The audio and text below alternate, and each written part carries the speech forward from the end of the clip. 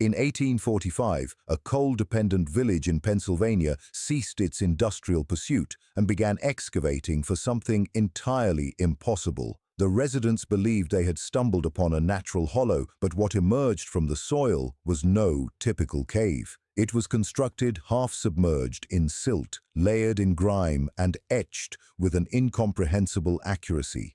There stood a pyramid, inverted, its apex driven deep into the crust, as though the planet itself were attempting to conceal its presence. The laborers referred to it as the geometry beneath, while the authorities labeled the site classified. Following that year, the village of Daquan, Pennsylvania, was struck from every official record. But what was the reason? What did they exhume from that earth that required eternal burial? Examine this image with care, because what is being revealed defies reality.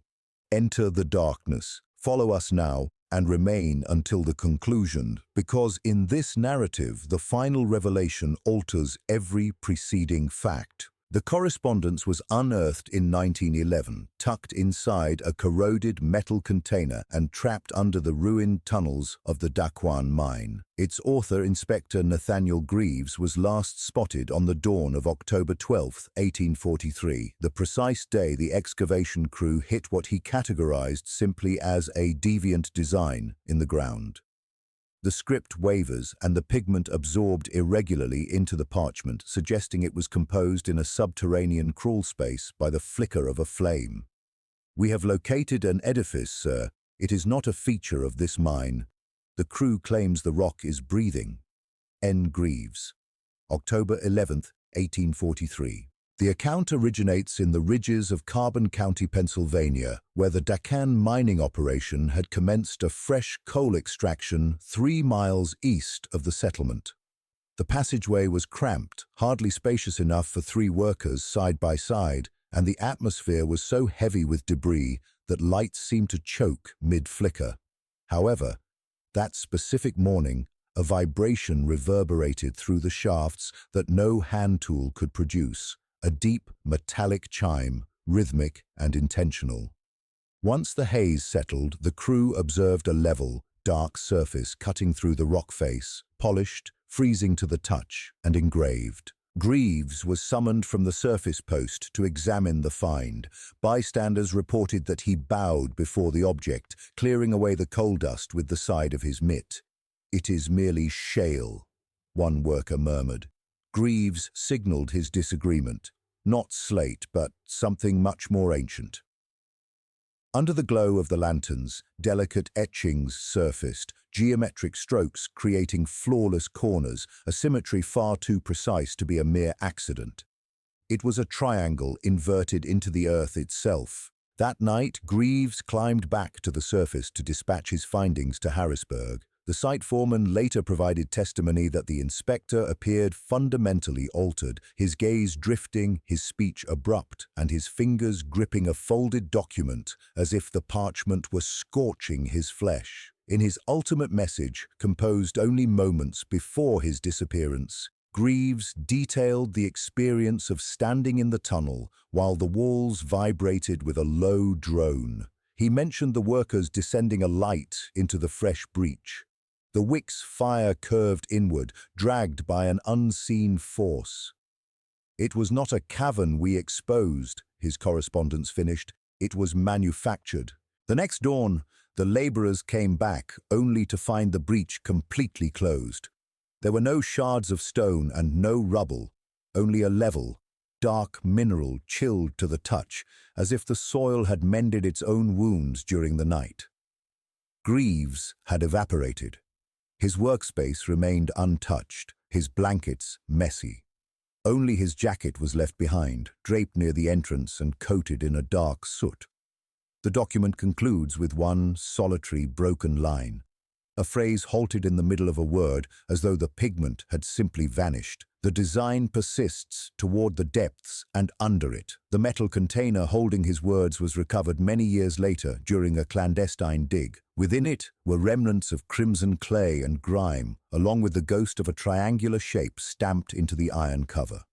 Even today it remains a mystery how a mid-19th century official could have illustrated with such clarity the exact dimensions of an inverted pyramid, a monument he did not survive to see fully unearthed. Whatever was discovered in 1843 was not a natural part of the world. It was a presence waiting to be found. Daquan was nestled silently within the creases of the Pennsylvania mining district, a settlement that was seldom noted on geographical records, even during its existence. It was a location defined by cramped lanes and a stern, chilling devotion where the parish chimes announced every sunrise before the initial drop into the pits. The year was 1843, and almost every household in Daquan relied on the ground under their feet, a ground that had started to murmur. Local legends suggested the village was constructed on land that did not belong to them, claiming the original pioneers stumbled upon vestiges of something more ancient under the rock. Cultivators spoke of peculiar rocks dug up during the harvest, each etched with light geometric slopes they could not clarify. Regardless, they established their residences.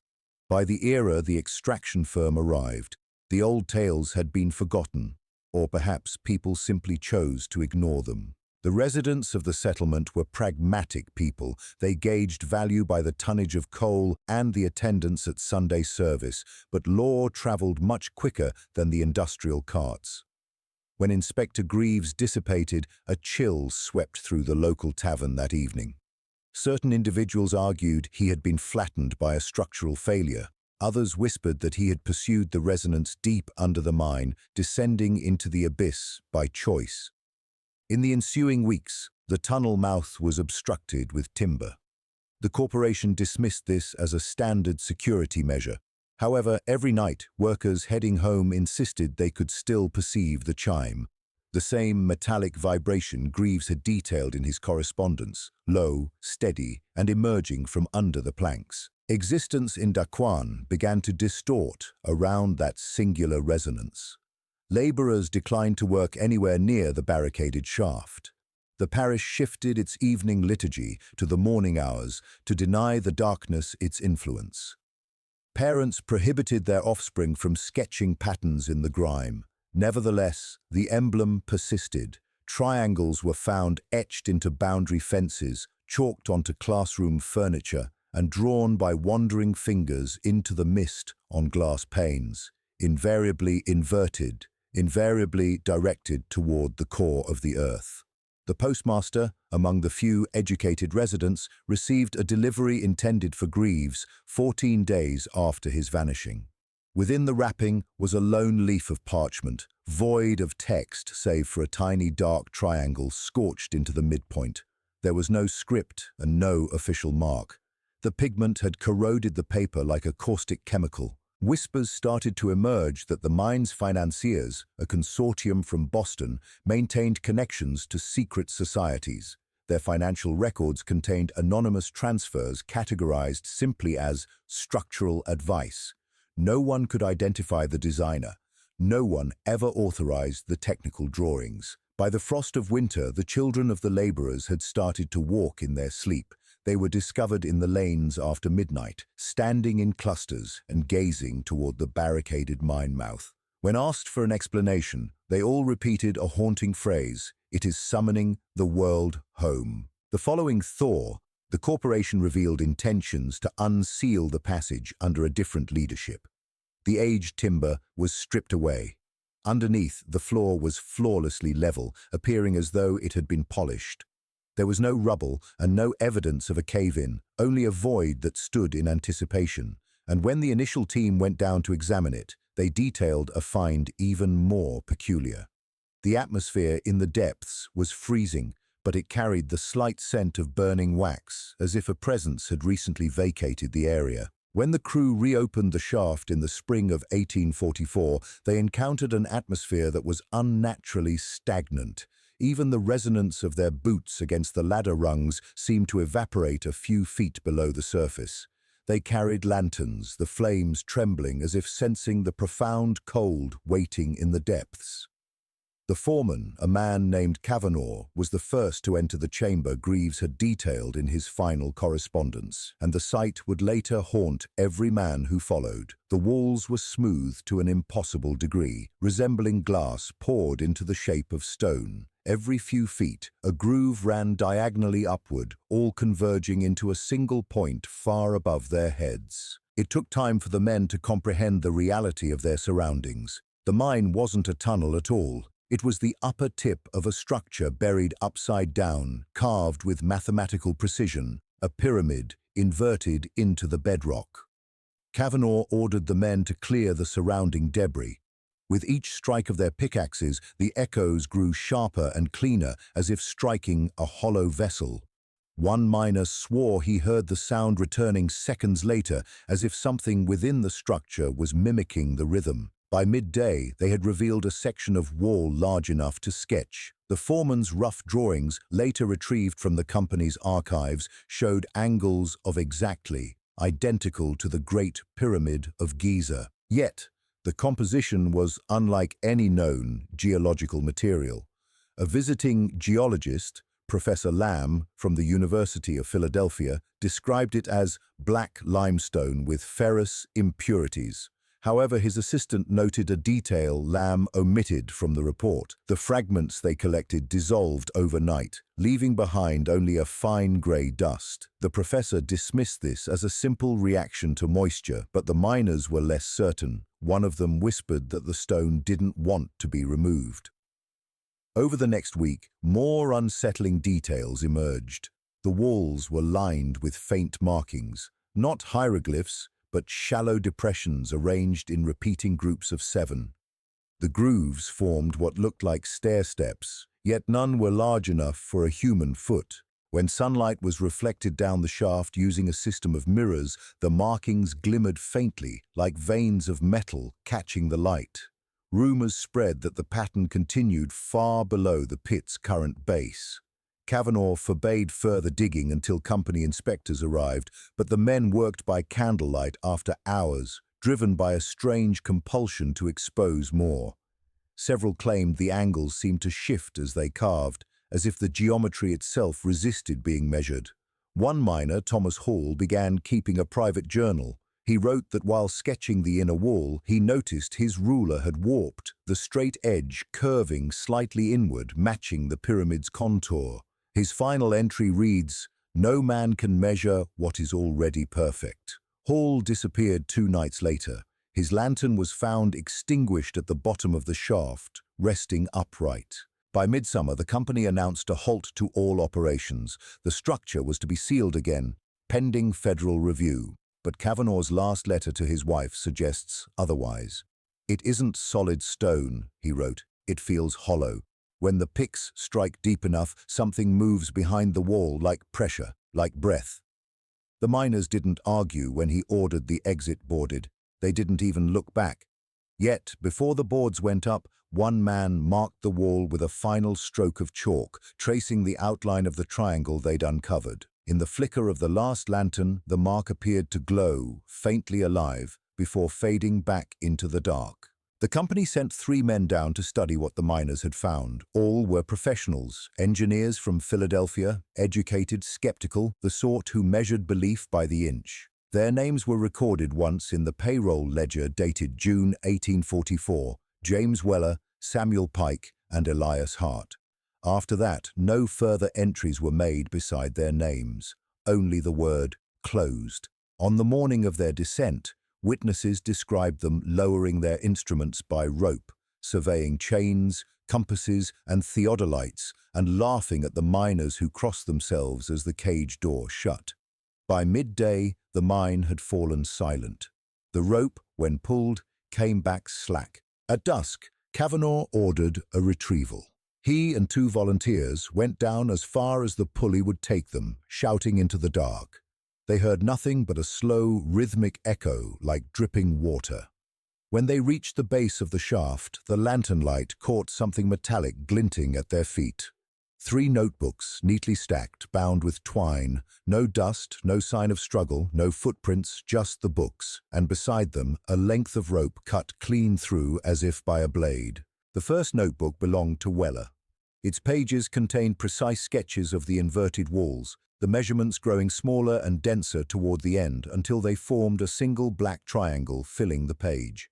The second, Pike's, contained lists of figures and a phrase repeated several times in his hand, angle constant, depth changing. The third was Hart's. A few pages of rough notes and a final entry written sideways along the margin. We are beneath the lowest point, and yet it goes further down. A second search found only their abandoned tools. One compass spun endlessly even above ground as though something inside it had broken loose. The company sealed the shaft again, citing structural instability. The town was told the engineers had relocated after the project's closure, but rumors traveled faster than the official reports. Miners whispered that the three men had found a chamber below the visible structure, a hollow filled with fine grey dust that shifted as they walked, as if alive. One claimed to have seen light flicker through the boards that night, pale blue, pulsing like breath. Weeks later, the company received a package without return address. Inside were 3 miners' tags, small brass discs engraved with the missing men's initials, each bent sharply in half. There was no note. Kavanaugh kept the notebooks locked in his office. He told no one he had begun to dream of descending stairs made of black stone, each step reflecting his lantern light back into his eyes. The dreams grew so vivid that one morning he walked to the mine entrance still wearing his nightshirt. His wife found him standing before the sealed boards, his hands pressed against the wood, whispering to someone below. He left town the next day and was never seen again. The boards stayed nailed shut for 5 years until the next foreman arrived, bringing new men, new drills, and the same old question: what had the engineers found in the dark? By the summer of 1845, the company reopened the site for a limited inspection. The official reason was to assess mineral potential. Unofficially, it was to retrieve the notebooks that Kavanaugh had left behind. New management claimed the previous disasters were exaggerations of frightened men. But when the first crew descended, they found something no report could have prepared them for. The boards sealing the shaft were still in place, yet the ground beneath had shifted. Where the last inspection showed smooth rock, there now stood a single block, black, polished, its edges exact. It protruded from the earth like the tip of an uncut monument. At its center was an engraved mark, faintly visible under lantern light, a triangle within a circle, its apex pointed down. The men called it the capstone, though it sat at the mine's deepest point. When touched, the surface was warm. One worker, Joseph Mays, claimed it pulsed under his palm as if something inside were breathing. The others laughed, but none touched it again. They sent for the local pastor to examine the markings, thinking them some form of Masonic script. Reverend Alan Burke arrived with his Bible and a magnifying lens, insisting there was nothing unholy about geometry. Yet when he saw the symbol, his color drained. He traced the lines with his gloved finger, then stepped back and refused to enter the shaft again. That night, he burned his gloves in the churchyard fire. The following morning, Mays arrived at work shirtless, the same triangle carved into his chest with a miner's knife. He said it protected the breath of the earth. When questioned, he couldn't explain what he meant. His wound never healed properly. By autumn, he was gone, last seen walking toward the river, carrying his lamp. The miners began finding smaller carvings etched into their tools, scratched into coal carts, sometimes appearing overnight in the dust of the tunnels, always the same shape. A few men claimed to hear faint chanting beneath the sound of dripping water, syllables too low to be words. Those who heard it longest said the noise came from inside their skulls. Company officials ordered the capstone covered in tar and sealed behind a wooden barrier. The men complied, but complained the sound grew worse afterward, the humming constant now, like a hidden bell. Reverend Burke left town soon after, leaving behind a sermon draft found years later in the rectory drawer. If the Lord's house is built upon the rock, then what lies beneath that rock is not of him. Beware the worship of perfect angles. They bow to no God. 2 months later, miners discovered that the tar covering had cracked open in a perfect triangle. The boards were splintered outward as if something beneath had pressed against them. None of the men would enter the shaft after that. The company suspended operations indefinitely. Years later, when surveyors mapped the old mine for closure, they noted that the capstone was no longer visible. In its place was a flat, smooth floor, untouched, unbroken, as though the block had been drawn back into the earth. The last line of the surveyor's report reads simply, "Symbol absent, surface breathing faintly." By winter of 1845, the mine stood abandoned, its entrance boarded once more, the tools left to rust under frost. Yet the people of Daquan could not leave it alone. A strange comfort had begun to grow among them, a need to gather near the sealed earth to listen. The townsfolk said the mine no longer echoed like a hollow chamber, but sang low and steady like a choir too far below to see. It began with the miners' widows. They visited the site at night, carrying candles down the valley path, lighting them before the wooden planks that sealed the shaft. They knelt in silence, whispering the names of the missing, believing perhaps their husbands could still hear. Then, in early spring, the church bell began to toll without anyone pulling its rope. Father Ellison insisted it was only the wind, but he stopped opening the church after dusk. Within weeks, the gatherings grew larger. Men and women came at midnight, forming a circle around the mine. Some brought hymn books, others tools from the old tunnels, symbols of the work that had fed the town. They sang hymns at first, familiar, harmless songs. Then the words began to change. People claimed they didn't remember what they'd sung, only that the notes vibrated in their chests long after the music stopped. Children woke in the night, muttering those same syllables. A schoolteacher, Miss Dana, wrote in her journal that her pupils had begun carving small triangles into their desks with slate pencils, as though rehearsing some lesson they were never taught. By midsummer, the gatherings moved underground. A farmer, John Ridge, cut an entry into one of the old ventilation tunnels.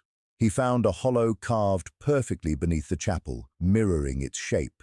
There were candle stubs melted into the stone and footprints circling what appeared to be an altar, flat black, with a single symbol cut deep into its surface.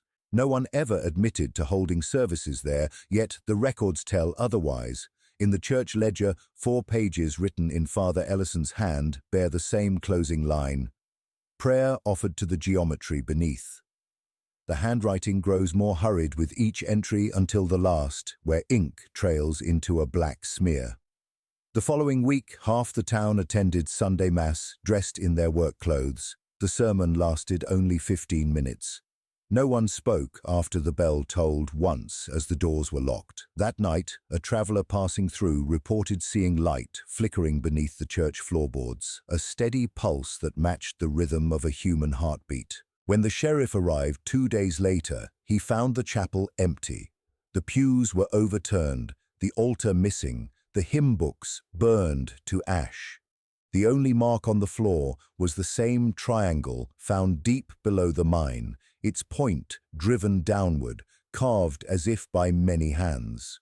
From that night on, the valley went silent. No birds, no bells, only the faint hum of air rising from beneath the ground, as if the earth itself had learned to breathe. In November of 1845, the Federal Office of Mines sent a new team to Daquan. Rumors of disappearances and a town falling into superstition had reached the capital. The officials arrived expecting hysteria, not architecture. They brought engineers, surveyors, and a detachment of soldiers to keep order, reopen the mine, document what was found, and confirm the existence of any man-made structure below. The team reached the lowest chamber after 3 days of clearing debris. The air was heavy and cold, but there was no smell of decay, only a sterile dryness like air sealed for centuries. The instruments behaved erratically. Compass needles spun, pendulums would not settle. One engineer, Callahan, recorded that his voice echoed 3 times, each one returning slightly delayed, as though the chamber itself spoke after him. When the dust cleared, they realized they were standing inside an inverted pyramid, a hollow that widened as it descended. The walls met at precise, impossible angles, each plane polished until it reflected their lamps in distorted fragments. They climbed downward along the sloping stone, their lights glimmering across the black surfaces. The deeper they went, the louder the vibration became, a faint, throbbing pulse that could be felt in the ribs. At the center of the structure, there was a hollow shaft running even deeper. When one of the soldiers dropped a stone into it, the sound never returned. Callahan's report described the shaft as a throat cut into the rock, designed to swallow sound and light alike. That night, the men camped inside the chamber. They claimed the air shifted, carrying whispers that moved from corner to corner. One soldier swore he saw movement beneath the stone surface, slow undulations, as if the walls themselves were breathing. By dawn, they had discovered carvings, lines forming a series of nested triangles, each one inverted within the next. It was geometry within geometry. One of the surveyors calculated that if continued, the final point would vanish into something smaller than a grain of sand. The report sent to Harrisburg included a single sketch labeled Sectional View, Structure Below Daquan. It showed a pyramid turned upside down, its apex piercing into a circular void. When they sealed the chamber again, the miners said the ground exhaled, a gust of wind so cold it extinguished every lantern. By early 1846, the mine stood under government seal. Officially, the chamber was declared unstable. Unofficially, no one could explain why the ground itself had begun to shift. The collapse came without warning on February 17th at 3 in the morning. A tremor rolled through the town. Witnesses said it sounded not like thunder, but like a deep, drawn-out sigh from below. Within minutes, the central street began to buckle. Fissures spread outward in perfect symmetry, forming the outline of a triangle nearly 40 yards wide. Then the ground fell inward. The mine swallowed 42 men. Not one body was recovered. A woman named Lydia Cobb later told investigators she had seen light pour upward from the earth as it caved, a cold blue glow that bent the air around it. When officials surveyed the crater, they found that the debris formed a precise shape, the triangle once again inverted, its angles aligned to the cardinal points. Callahan returned from Harrisburg to supervise the recovery. His notes read, "The structure did not collapse. It folded itself shut. There is intelligence in its design. It breathes still, though buried." Excavation efforts failed. Each time they dug, new layers slid inward as though resisting exposure. Shovels bent, carts overturned, lanterns died without smoke. A week later, Callahan ordered a final attempt. They drove timbers deep into the crater for stability and lowered ropes between them. The first man who descended shouted that the walls below were smooth again. Then the rope jerked and went slack. It came up clean, no blood, no torn fibers, as if it had passed through air. The site was filled with gravel and sealed with stone. The official report labeled it a geological event. The government men left, but Daquan did not recover. Half the town moved away, leaving doors unlatched. Those who stayed said the nights had grown too quiet. Years later, farmers claimed that after heavy rain, the soil sank slightly near the old pit, drawing down in 3 sharp lines forming a triangle. By 1850, the town was renamed New Daquan. Houses were rebuilt on the higher ridge, and the old crater was paved into Founders Square. Beneath that square lay the 42 men, their deaths attributed to a mine collapse of indeterminate cause. The new settlers arrived with optimism, yet the census records from 1850 show something inexplicable. The town's population had doubled, though no new families were recorded arriving. One note in the ledger reads, "Many names repeated, though no duplicate persons found." The newcomers were indistinguishable from those who had left. Same surnames, same faces. A miner named Enoch Dale returned to his home and found another man living there with his wife, a man who claimed to be Enoch Dale as well.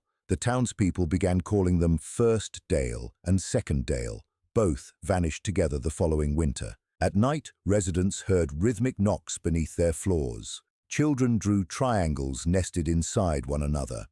"It's what the earth remembers," they said. In 1851, the schoolteacher compiled Lessons from the Hollow, where a child wrote, "The town under the town is still building." During the construction of a monument in the square, masons uncovered a layer of black limestone, perfectly smooth. When sunlight hit it, the surface shimmered as if alive. They paved over it and told no one. By autumn, a fine tremor ran through the ground each night. The mayor's final letter stated, "We built over the old earth, yet it builds still beneath us. The soil moves when it sleeps." No further correspondence followed.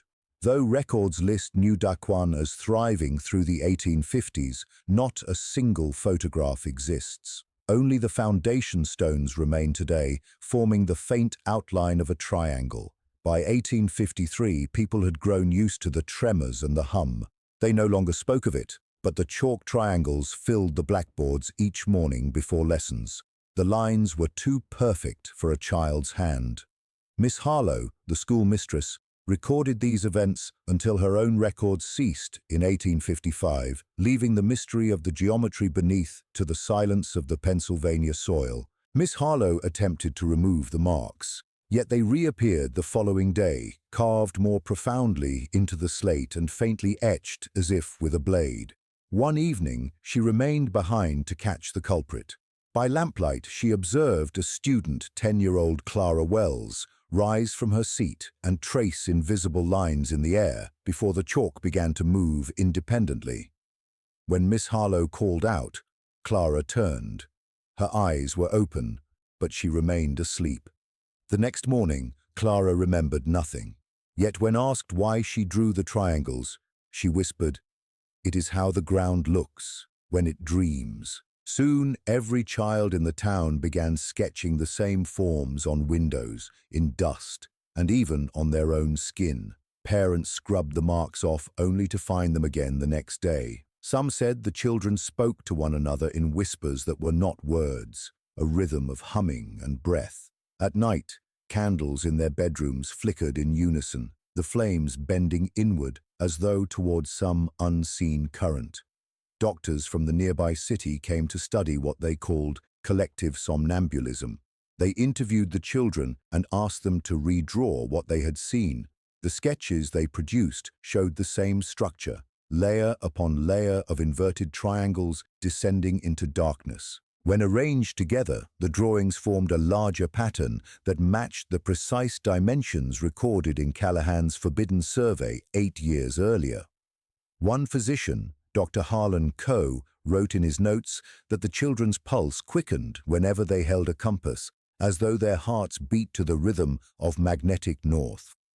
He burned his notes before leaving town, but his assistant later recalled a single phrase scrawled across the last page. "The pattern remembers itself." As weeks passed, the drawings became more elaborate. Some children began digging small holes in their yards, always triangular and always to the same depth. They filled them with pebbles and left them uncovered, claiming it helped them breathe better at night. When parents filled the holes, the children wept until the next dawn. On the evening of March 12th, a storm rolled through the valley. Lightning struck the schoolhouse roof, splitting it open. Amid the rain and ash, the remaining walls stood scorched with a single black mark. An inverted pyramid burned clean through the wood. The children were found huddled together inside, uninjured but silent, staring upward through the broken ceiling. Miss Harlow said they were watching the sky as if it were the floor of some deeper place. That night, she wrote one final entry in her journal before leaving New Daquan forever. "They say children see heaven first, but I think they see what waits beneath it." For more than 20 years, the ground of New Daquan remained sealed. The mine had been declared a sacred hazard, off limits to prospectors and engineers alike.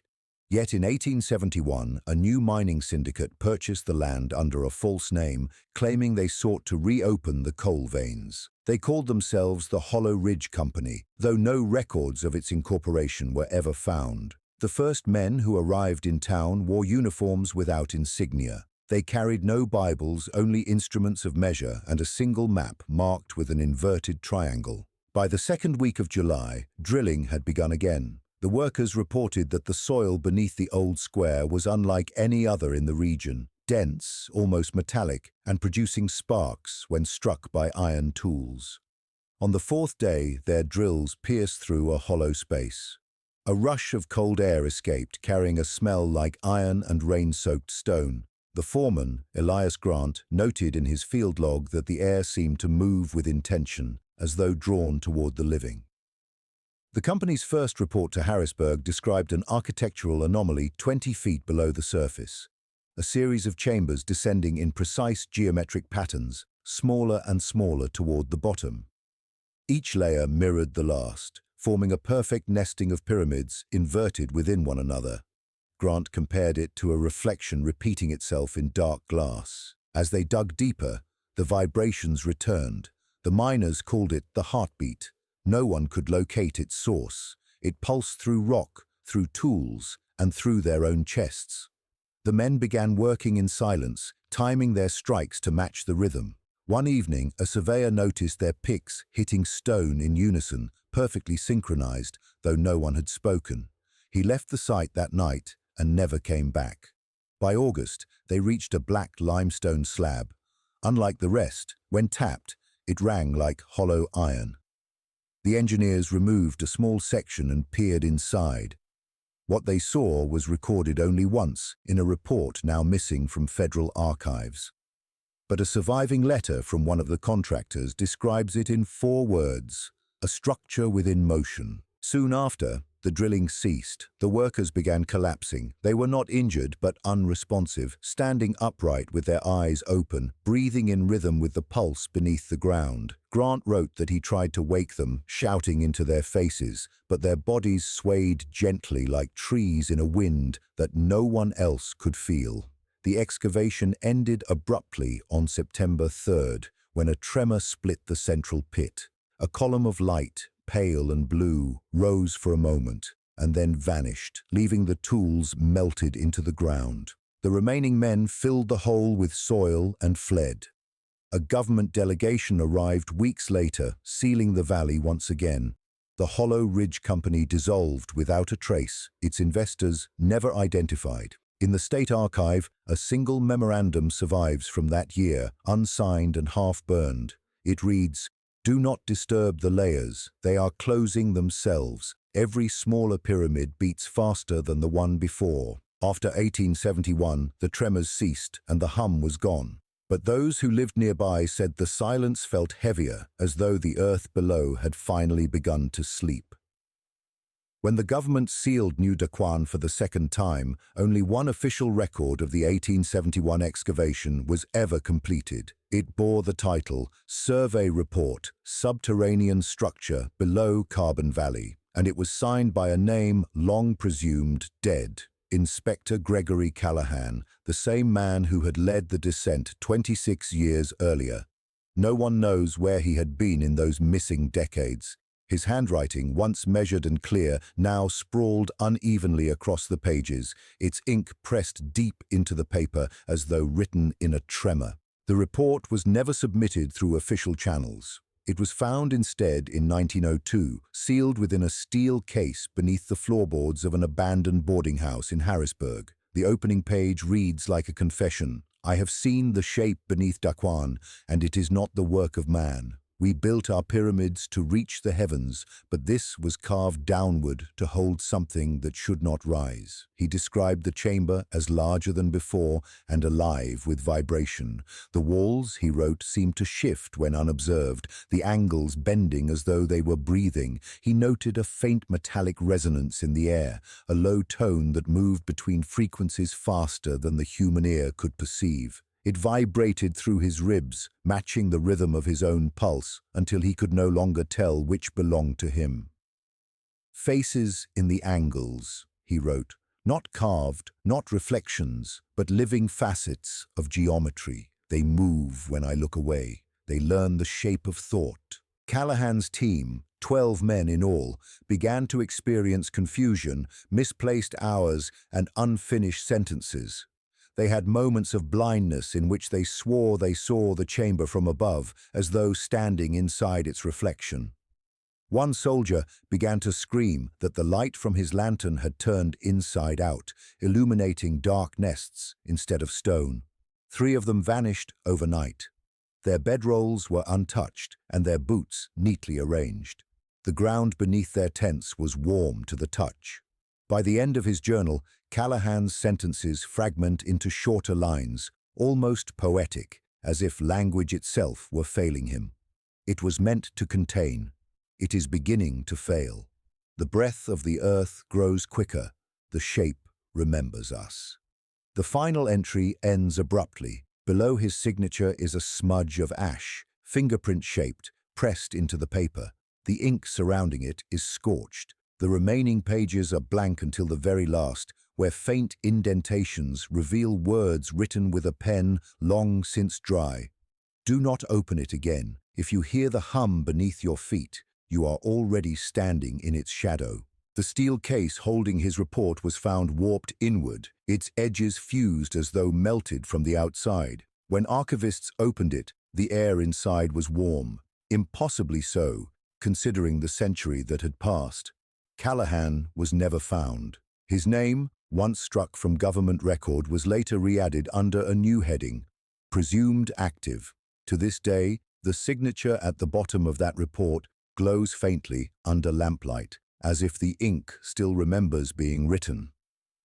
In the spring of 1903, a memorandum quietly circulated through the Bureau of Geological Survey in Washington, D.C. It bore no title, no author, and no seal of approval, only a red wax stamp marked for internal reference. Inside were 7 pages of fragmented correspondence, all referring to what they called Containment Site 3, Daquan, Pennsylvania. The report was never meant for public record. Each line was written in the dry administrative tone of government work, yet the language betrays unease. Localized magnetic distortion persists, one paragraph reads, and structural symmetry maintains without measurable decay. Another states, recommend site remains sealed. Comparative analysis indicates similar subsurface formations in Kansas and Northern California. 3 other containment sites were mentioned with no addresses or coordinates, each one redacted with thick black ink. The archivist who later catalogued the report noted something peculiar about its formatting. The paper had been typed on 2 different machines, one standard for the era, another unknown. Its typeface was impossibly precise, the letters carved too deep, as if etched rather than struck. When light passed across the page, the indentations formed faint triangular patterns invisible from above. Among the attachments was a single photograph, a grainy aerial image of the Daquan Valley taken from a military balloon.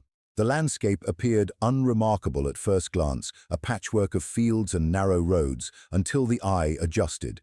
Beneath the pale crop lines, an enormous geometric depression stretched for nearly half a mile, faint but unmistakable, a triangle inverted, its edges too straight to be natural. No one in the department claimed authorship of the report. Those who handled it later described a mild vibration through the paper as though it retained a memory of the ground from which it came. One archivist, Helen Dray, wrote in her personal log that she suffered recurring headaches after reviewing the files. Her final entry, dated May 9, 1903, reads, "The pattern prints itself even through gloves." That summer, a classified directive was issued ordering the permanent stabilization of the Daquan site.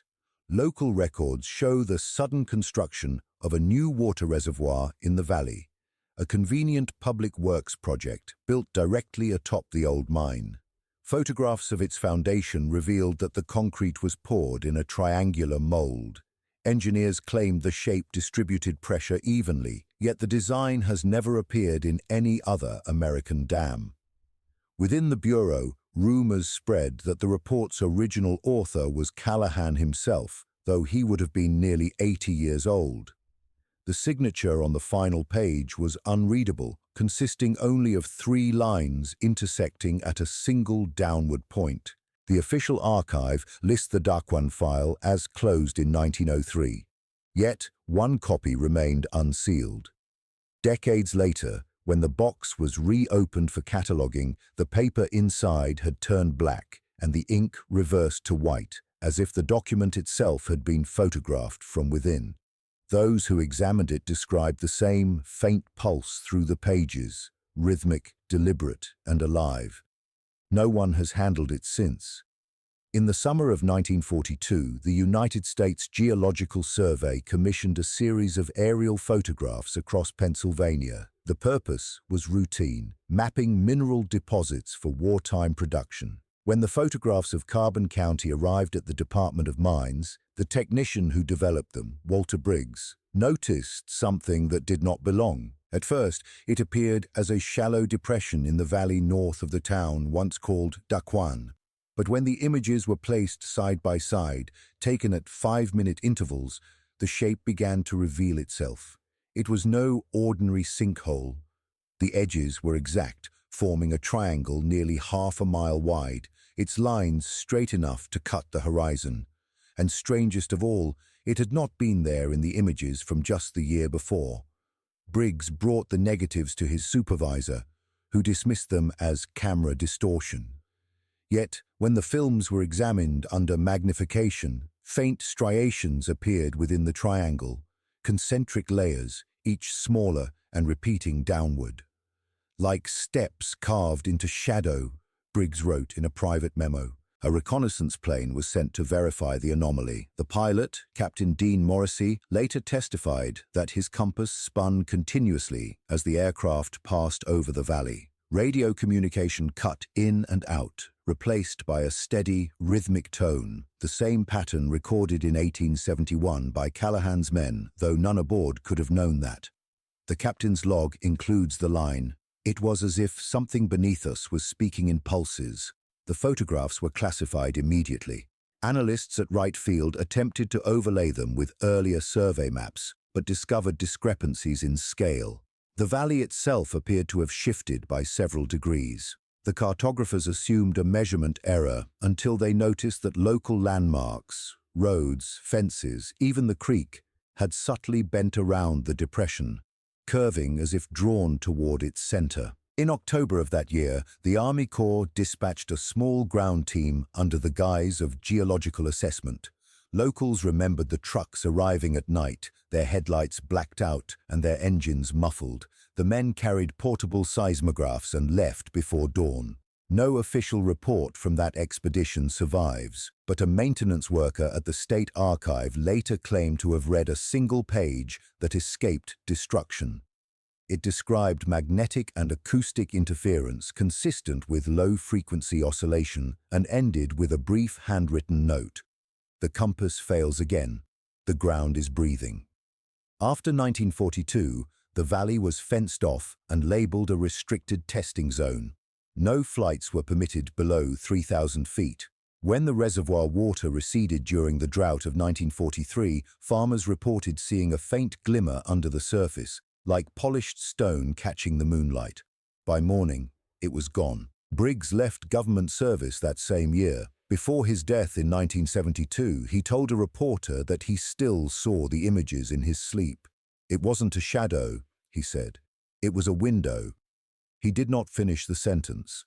The tape of that interview ends with a low, steady hum that no technician has ever been able to remove. The official record lists the anomaly as topographical distortion due to lens defect, but those who have viewed the surviving photographs agree on one detail. The triangle's lines were too perfect and its center too dark. It looked less like an absence, they said, and more like an opening. By the time the century turned, there was no Daquan on any map of Pennsylvania. The roads that once led to it ended in forest. Locals from neighboring towns spoke of an old mining settlement that had drowned, though no river ran through the valley. If one looked hard enough, they could find the faint trace of a causeway beneath the weeds, a road that led nowhere, splitting in the shape of a downward point. The government called the area a conservation zone. Survey records listed it as uninhabited terrain, unsuitable for agriculture. Yet in aerial photos taken decades apart, the forest canopy always appeared slightly different. Trees bending inward and shadows aligning at impossible angles, forming a faint geometric pattern that only emerged when the images were laid atop one another. In 1979, a group of geology students from Philadelphia University stumbled upon the perimeter fence while conducting field research. The sign read, "Federal property, do not enter." Though no agency was specified, one of the students, Michael Reed, ignored the warning. He followed the slope down through the trees and found the ground changing underfoot, the soil growing darker, smoother, and almost metallic. Then came the sound, a vibration so low it barely reached the ear, yet strong enough to make his teeth ache.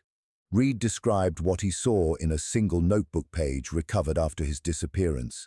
"The earth isn't solid here. It's moving, slow and deliberate, like something turning in its sleep. Beneath the moss are seams, 3 of them meeting in a perfect point. They lead down. I think there's still a chamber below." 2 days later, the remaining students returned to the site with local authorities. There was no sign of Reed, no footprints, and no disturbed soil, only his notebook and his camera, both lying beside a shallow depression in the shape of a triangle. The final photograph on his roll shows the forest canopy bending inward toward the lens as though drawn by invisible gravity. The negatives warped in storage, the image melting into a black spiral. In 1994, a private survey drone captured a thermal image of the valley while mapping nearby fault lines. The data showed a perfect geometric void beneath the surface, colder than the surrounding Earth and expanding fraction by fraction each year. Engineers dismissed it as equipment error, yet one technician named Grace Holloway sent an anonymous letter to the Harrisburg Tribune. It was never published, but a copy survives in the state archive. "They paved over something alive. The reservoir was built to drown it, but it's still there, still breathing, and the ground above it moves, though only when no one is watching." Today, the valley is known to hikers as the Hollow Forest, an empty patch of green between counties. No one lives within 5 miles of it. Compasses still fail near the ridge. Birds avoid flying directly overhead. And in the rare satellite photos taken during drought years, a faint triangular scar can be seen beneath the surface of the earth, darker than the soil around it, a shadow of perfect proportion. There are no graves, no records, and no mention of Daquan in official history. It is as if the town never existed. But some nights, when the wind is still and the valley air carries no sound, the ground vibrates with the faintest hum, steady, patient, and familiar. Perhaps pyramids were never meant to reach the sky. Perhaps they were built to hold the earth down.